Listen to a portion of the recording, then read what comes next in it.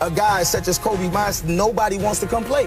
Why isn't there no free agents or people knocking down the door to play? Because I don't think Kobe wanted Phil Jackson. I think he's that type of person. You got 5 rings. You should be the coach on the floor. It ain't like Kobe need the money, right? I'm not saying that, Kobe. I ain't counting your pockets, bro. Kobe Bryant is not the best player in the league no more. He's probably down at least to 4th. I'm only quoting what you said. Yes. This is the land of the rings. He won 6. Okay. He won't get it. I don't want to sound like that. I think Kobe Bryant is one of the best basketball players to ever play the game. The league is much, much better when Kobe Bryant is playing. Right. No doubt. Nelly with the Skip Bayless passion there. All right, this is potentially Kobe Bryant's swan song, excuse me, here.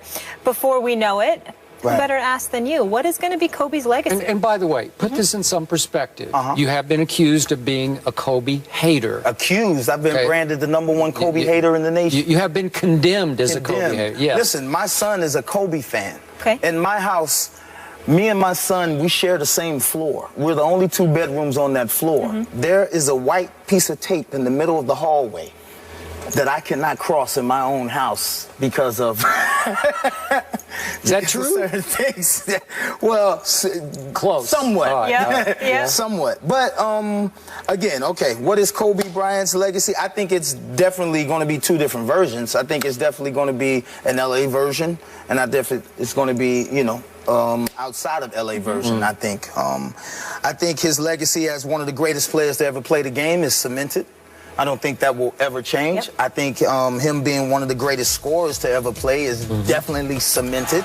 I don't think that'll ever change.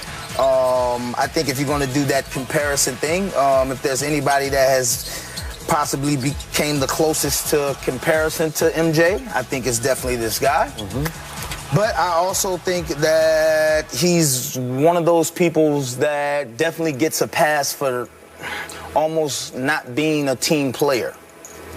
You see what I'm saying? By not being, you know, a lot of people get ridiculed for not being a good teammate, for not being a team player. Some people get called selfish. They get called this and that. I don't think he, you know, he gets that cloud over his head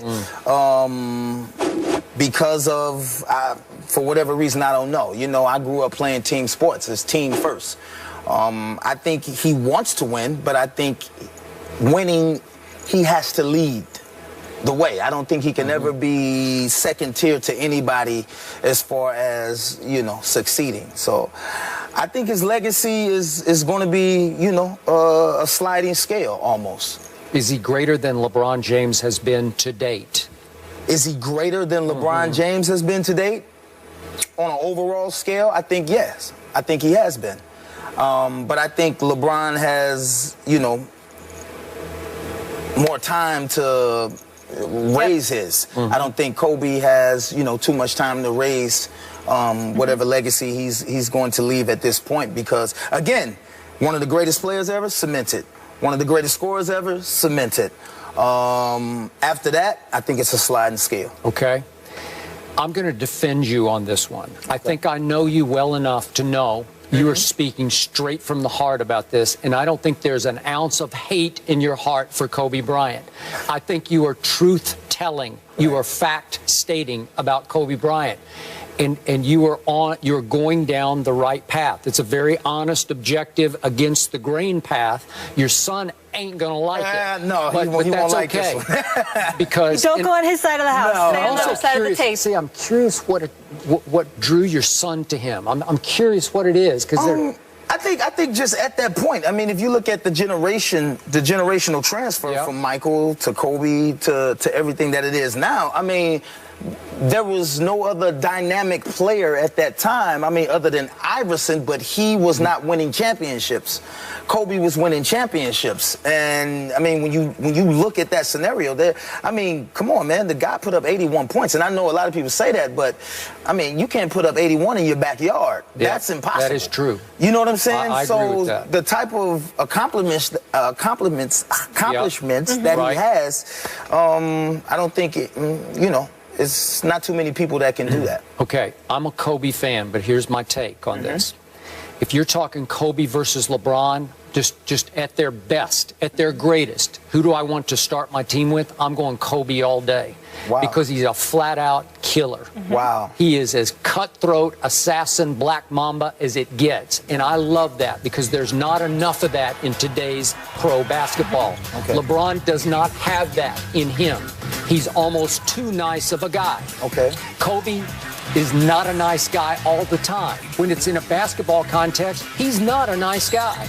He will slit your throat. I'm using this as figurative, Yeah, but he will slit your basketball throat. Definitely. Which is why he's the closest thing to Michael Jordan we have ever seen. But Kobe, as you point out, is nothing but a solo act in a team sport. Solo act in a team sport. So I'm looking at the numbers.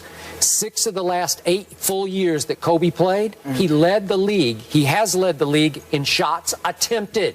He is going to shoot the rock. Right. He's going to jack it up. He is the highest volume shooter because he has no conscience. Greenest light, no conscience. He does not care about his teammates as far as how they affect his ability to win basketball games because he thinks he can do it. As long, he can do it. Of course he cares about winning as long as he's the reason the you guy. won. Do you guys think that's because he feels that he can't rely on anybody else, that he has That's to right. take it on He his thinks back? he's better. He's so much better than But anybody. my He can't micromanage that. Yeah. Okay, but my point is to that Delegate was the word I'm looking for. He can't. Yeah. He's the only guy that I know that gets a pass for playing a team sport but not being a team player. Yeah. All around. Right. All around. He gets a pass But for remember, that. if he were here, he would defend himself this way. When he decides to, he can average 10 assists a night. He has the basketball IQ to do it, but he doesn't always want to do it. But that's the point. Okay. The point is, like, I could tell you what I could do. Yeah. Well, some people just aren't capable. I can tell you what I could do. Okay. Where is it? Show it to me. Let me see it. Okay. Prove those people wrong. Go in there and average a triple-double. Or go average a double-double. Go average, show us. You can say anything. We know you have the capabilities to do it. We know you have the physical attributes to do it. I mean, you're a phenomenal athlete. But you can say, I could average 10. I could do. Yeah. Show us. You see what I'm saying? Nobody, listen, in all fairness, you know, I want to be the best artist I can be. That doesn't always happen when I'm done coming out of the studio and I present my work that night to the world. Everybody don't perceive it how I saw it. You see what I'm saying? Now, I can sit up there and go to an interview. Man, I can make number ones like this all day. And somebody's going to say, do it. Because if you don't do it, the next time I go out to make a record, if it's not number one, they're going to look at me like, if you had a chance to win, by any formula necessary, and I think that's where the LeBron, some people will take the LeBron over the Kobe, because if LeBron only has to average 15 points, 23 rebounds and 10 assists, he'll do it. He'll do it. He doesn't have to lead it. So you're saying sometimes he hurts his team by wanting to do it all? I definitely think he hurts his team. But you got to give him this. Without Shaq and with Pau Gasol, he won 2 more rings. So he won 3 with Shaq and 2 with Gasol. Or you could say 2 by himself if you want to, because that's basically what was going on. He had Phil to help coach him and keep everybody in line. But what separated Michael Jordan from Kobe was that Michael early on was Kobe. Right. And sometime around 1990, 91, when he finally broke through, Phil finally got through to Michael. You have the capability of leading this team, of getting these other people involved, because you need them to be involved. And Michael started to do that. And people also wanted to come play. Dennis Rodman wanted to come play. Dennis Rodman probably could have went somewhere else and got more money.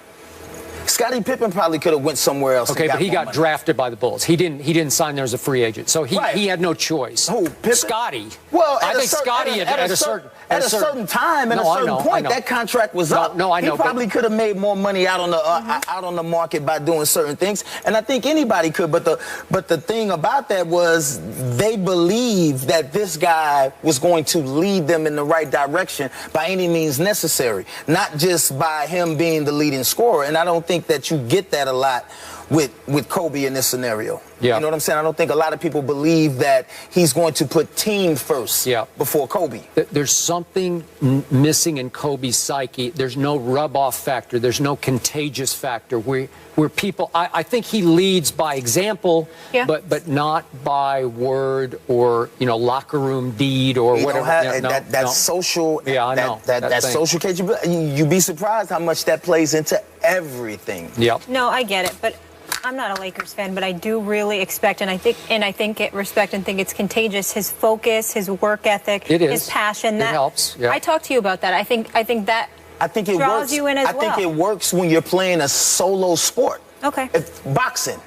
Okay. If he was a boxer, that's the best mental he can have because it's all about him. But he has to understand the way that he plays and the way that he acts has an effect on others. Okay. It has an effect on others, and sometimes it's not good, especially when you got young, influential players around you that don't understand who you are. Okay, but I'd still take him over LeBron. Well, you take a lot of people over LeBron. Okay, LeBron's what, 2-4 in the finals now? Well, of course, and he's got there with teams, some teams that nobody else probably would have gotten there with. Okay, but if I put Kobe in place of LeBron on those teams, I got a better shot with Kobe even without the leadership. That first team? Yeah. That first team? That lost to the Spurs, they got swept? With snow on it? Yeah. Okay. I'll take Kobe over LeBron in that I'm sure you will, Skip. Kobe would have gone cold-blooded. Well, but what about the other end of the floor? What about the rebounds and the assists?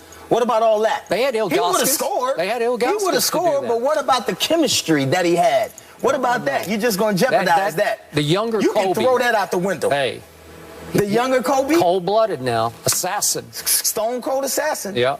Stone cold assassin. All right, let's leave it there. We go from one of the best in basketball to now crowned the best in football. J.J. Watt voted the best player in the National Football League. What? But does he deserve it?